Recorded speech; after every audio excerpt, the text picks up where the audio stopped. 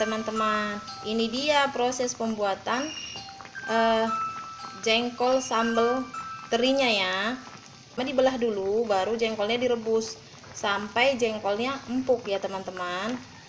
Agar rasa aroma bau dari jengkolnya itu hilang, jadi boleh kita tambahkan serai sama daun salam ya teman-teman, agar jengkolnya lebih empuk juga dan aromanya tidak begitu berbau ya kalau dimakan. Nah, ini dia nih jengkol yang udah saya rebus. Karena sudah empuk, jadi udah bisa diangkat ya teman-teman. Sekarang jengkolnya tinggal kita geprek ya teman-teman. Jadi inilah dia semua bahan-bahan untuk memasak jengkol sambal sama terinya ya teman-teman. Nah, jadi di sini ada bahan utama ya, seperti sesuai judulnya sambal jengkol sama teri. Ada jengkol yang udah direbus, yang sudah empuk ya teman-teman. Kemudian ada teri. Di sini saya menggunakan teri belah. Sebenarnya teri apa aja sih boleh, sesuai selera aja ya teman-teman. Tapi saya di sini menggunakan teri belah ya. Di sini ada cabai rawit.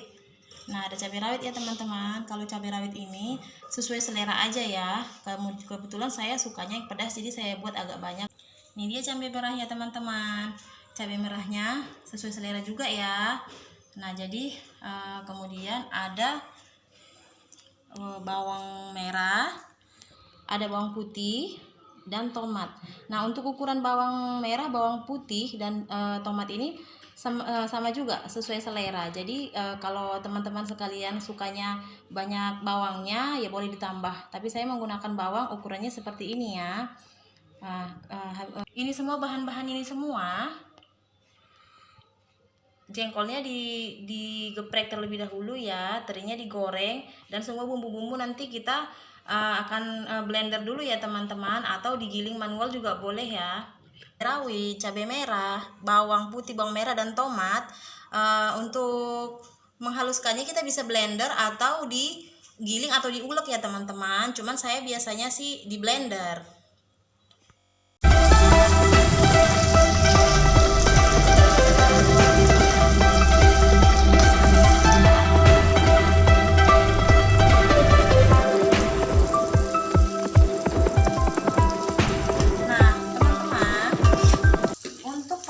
Terinya ya, ini kan saya selagi menggoreng terinya.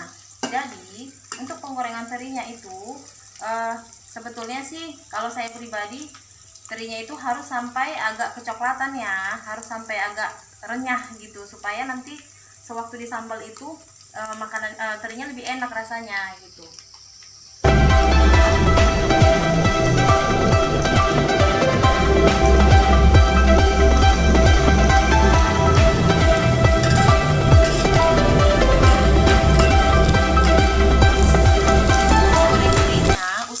Apinya sekecil mungkin ya teman-teman. Nah, seperti ini supaya hasil terinya itu matangnya itu bagus teman-teman. Jadi enggak terlalu gosong dan enggak. Nah teman-teman, untuk menghemat waktu bagi ibu-ibu yang memang sibuk, jadi untuk penggeprekan jengkolnya bisa sekalian kita lakukan sembari menunggu terinya matang ya teman-teman.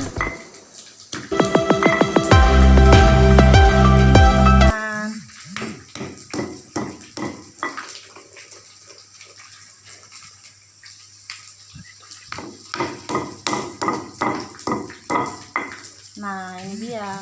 Jadi jengkolnya itu biar lebih empuk dan enak dimakan, jadi usahakan jengkolnya itu pada saat penggeprekan itu memang benar-benar digeprek yang baik ya teman-teman, sebaik mungkin, sebagus mungkin, supaya hasil jengkolnya itu lebih empuk. Nah teman-teman, karena berhubung ikan terinya sudah matang dan warnanya sudah kecoklatan seperti ini, itu artinya terinya sudah matang ya teman-teman, dan sudah siap untuk diangkat ya. Nah teman-teman, ini dia bumbu yang sudah dihaluskan ya. Jadi bumbu ini siap untuk ditumis ya. Terlebih dahulu kita panaskan minyak di wajan sampai minyaknya benar-benar matang ya teman-teman. Jangan lupa untuk penumisannya itu juga menggunakan api yang sedang aja ya teman-teman, supaya sambalnya itu matangnya itu sempurna.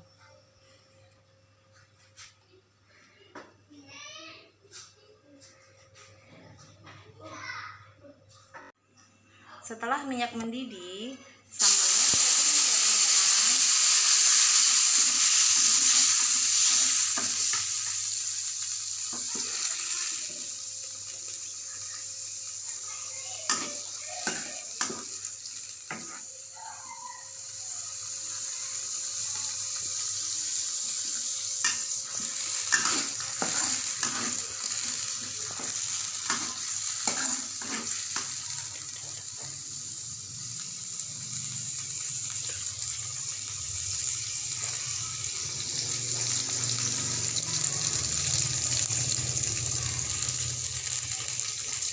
Teman, kalau sambalnya sudah mulai matang, kita bisa memasukkan jengkolnya ya, seperti ini ya teman-teman. Nah, kenapa jengkolnya terlebih dahulu dimasukkan dan ikan terinya belakangan? Itu supaya jengkolnya meresap ke bumbunya ya teman-teman. Jadi dia dibiarkan sebentar, bumbu dan jengkolnya menyatu lah rasanya gitu ya teman-teman. Nah, karena saya memang suka pedas, jadi saya menambahkan sedikit cabai rawit bulat ya teman-teman pada saat penumisan jengkolnya ya, agar cabai rawitnya itu matang juga gitu. Seperti ini teman-teman. Tapi sesuai selera ya. Kalau teman-teman nggak suka pedas, ya nggak usah dicampur cabai rawit bulat lagi ya.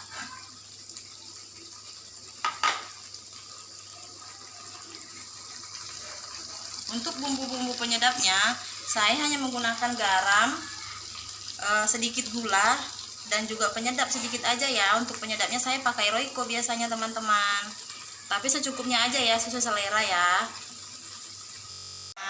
Untuk pemberian garam dan penyedapnya itu, biasanya saya menggunakan penyedap Royco ya teman-teman.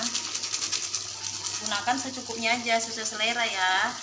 Dan masalah garam, kita nggak perlu memberi garam banyak-banyak lagi teman-teman, karena ikan terinya kan memang sudah asin, jadi tambahkan sedikit garam aja ya teman-teman.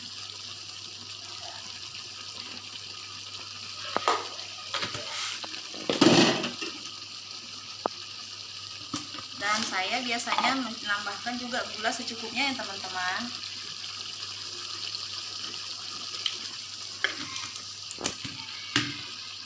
Kemudian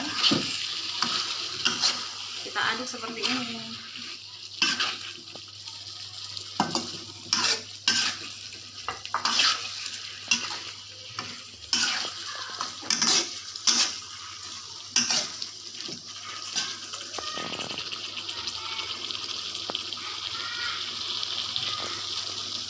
Kita biarkan sebentar sampai bumbu benar-benar meresap ya teman-teman. Karena jengkolnya dan sambalnya sudah meresap dan sudah siap dicampur sama ikan terinya. Nah, ini dia proses pencampurannya ya teman-teman.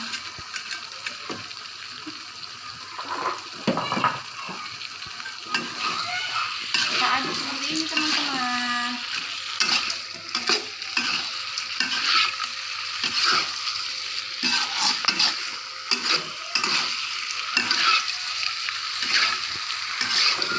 Bisa coba ya, karena proses pembuatan jengkol sambal sama teri ini mudah sekali teman-teman. Ibu di rumah nggak harus bingung-bingung memikirkan menu apa gitu, jadi cukup pakai menu praktis seperti ini ya teman-teman. Nah, sekarang siap untuk disajikan.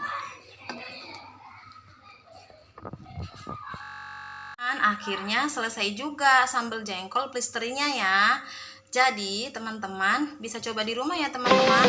Oh ya, bahan jengkolnya ini saya menggunakan jengkol yang setengah kilo aja ya, dan terinya 1 ons saja ya, atau 100 gram ya teman-teman. Nah teman-teman, ini dia jengkol sambal plus teri ala Mama Cika. Selamat mencoba ya teman-teman. Jangan lupa ikuti terus, nonton terus Lini Hutagalung channel. Nanti saya akan kasih resep-resep selanjutnya ya teman-teman.